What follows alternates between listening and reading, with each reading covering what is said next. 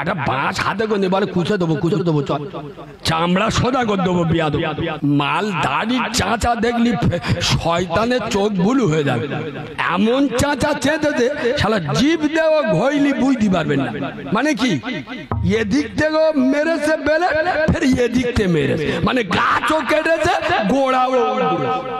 কথা বুঝতে পারছো না আমাদের জন মধ্যরা এই দেখো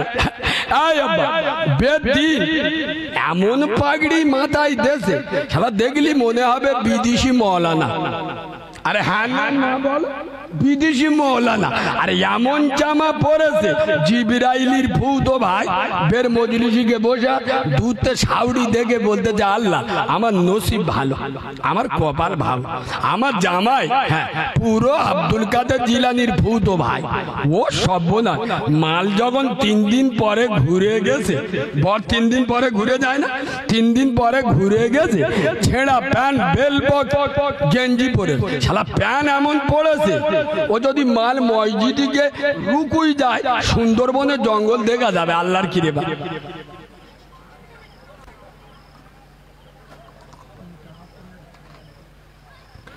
আপনার ওই প্যান্ট পরে বারমুডা গেঞ্জি পরে আর গেছে কোথায় সৌরবাড়ি সাউরি আর চিনতে পারে সাউরি মেয়ের বলতে দে মা তুই এলি তা জামাই এলুনি নতুন জামাই বলে মা কিরম বলে তা ওইটা কে বলে ও সর্বনাশ সেই দিন দেখলুম তো জিবরাইলির ভূত ভাই আজকে দেখলি তো শালা পাকা শয়তানের খালাতো ভাই আয় বাবু নবীর মহাব্বত আমাদের ভিতরে আছে ও নবী আমরা তোমার দিওয়ানা নতুন বিয়ে করেছি এখন মুখে দাড়ি রাখা চলবে না আমরা শুধু দিওয়ানা এরা আবার বলে নবীর জন্য জান দিয়ে দেবো হেই বিয়াদব তো জান দিতে হবে নবী তার নবুয়াতের রক্ত দিয়ে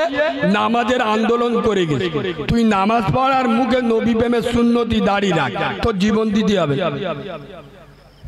বাদরামি করার জায়গা পাও নাই মুখে বললে পয়সা লাগে এই বাবু কদিন আগে জুন মাসে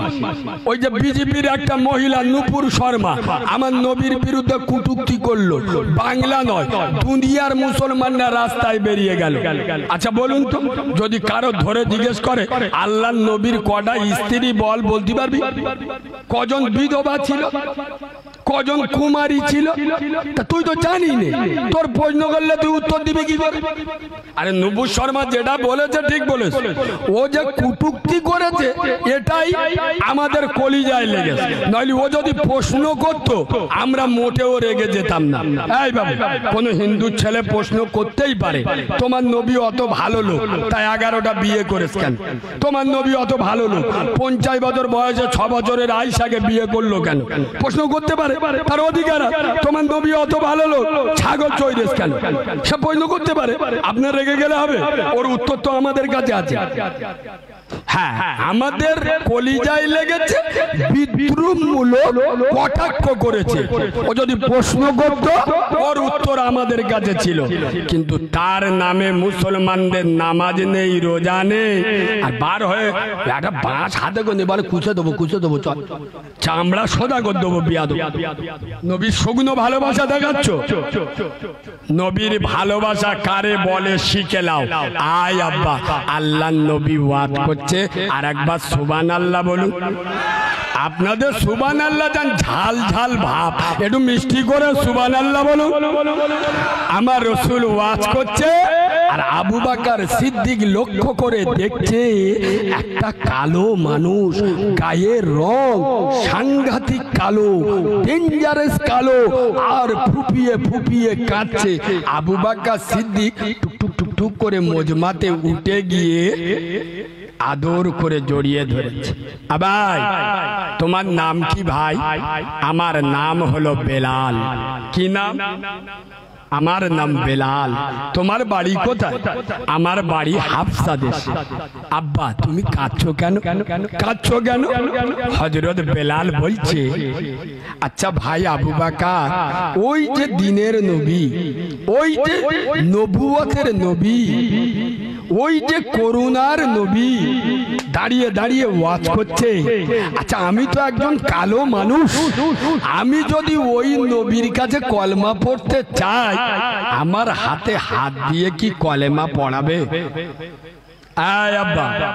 শুনলে পাগল হয়ে যাবেন। হযরত আবু বকর বলছে,